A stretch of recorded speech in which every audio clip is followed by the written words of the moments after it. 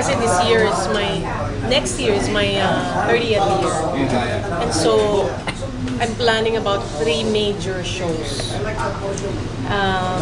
Itong show na to is the beginning of my 30th.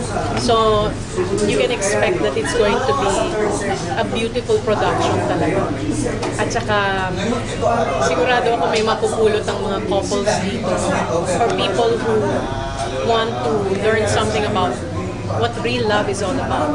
There's a lot of music, but there's also going to be a lot of things that people will pick up at the end of the show. So, the show is in Feb. Kailan yung 2 other major shows? Mid, which is about June, and then mga October, November yung my bigger, pinakamalaking show. Ano to? Araneta? Hopefully Araneta. Yeah, I want to present something that's original, Filipino, talagang mga well-loved Filipino songs. At saka, I want to be able to make a statement. Yung kasali Dito, no? Hindi siya kasali. Dun sa Inhab from well-loved Filipino songs, meron din you also plan on parang reviving yung mga kuntima. Yes, I'm going to do, because I released an album yung K, and I'm really proud of that album. And si Bob Aves, who arranged that album, I want to be able to bring that out dun sa major show ko sa 30th. And do you also, I mean, is there a possibility na itour din itong show Sa Amerika?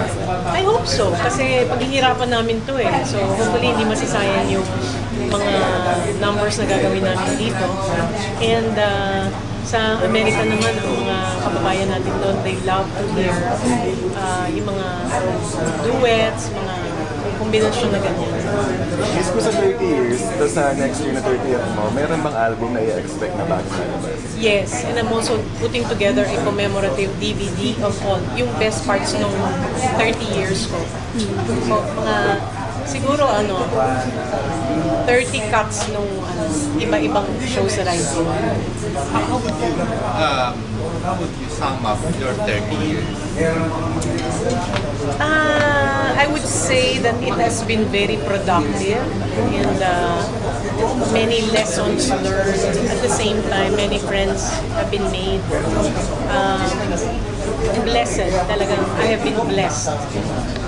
And very grateful that the Lord, allowed me to have a life like what I've had.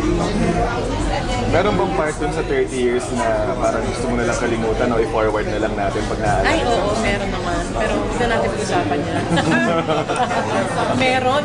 Pero Lahat naman yan. definitely, maraming natutunan. You have to go through all this para Oo naman. Mga challenges na yan, marami talagang tinuturo ang Panginoon dyan. And we become strong. Miss Ku, dun po sa two other concerts, is there a possibility mag-guest din po yung anak mo?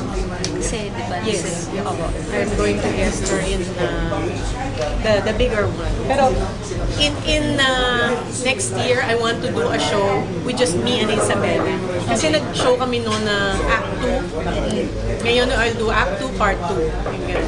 So, hopefully, it will be realized next year. Kamusta po yung singing career? Parang tuloy-tuloy pa rin.